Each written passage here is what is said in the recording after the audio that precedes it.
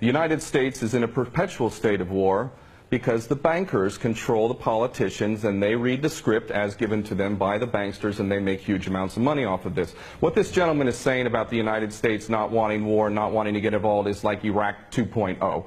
It's a repeat of the same rubbish that was said, oh, we don't want war, war is a last resort. That's absolutely untrue. It's a lie.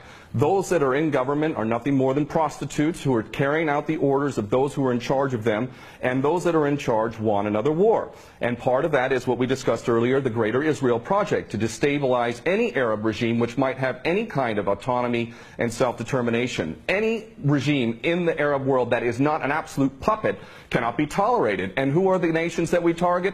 Those that are not puppets. We don't target those like the Saudi regime, which is the biggest human rights violator in that region. It's cutting off people's heads in public, cutting off hands. It is the most grotesque regime on the planet, and yet we give that regime weapons, and it's no problem whatsoever.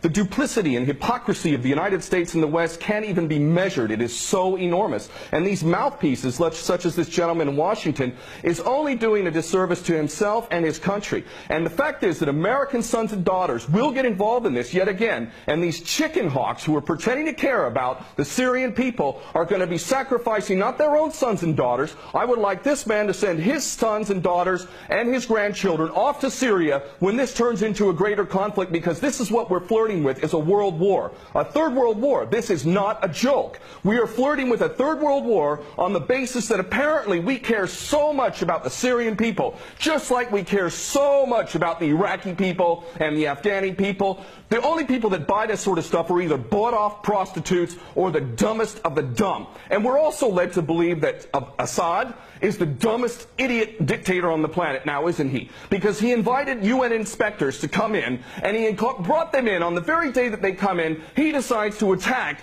his own people 10 miles away from where the inspectors arrive. This is beyond ridiculous, and the only people that buy this, again, are bought-off prostitutes or the dumbest of the dumb.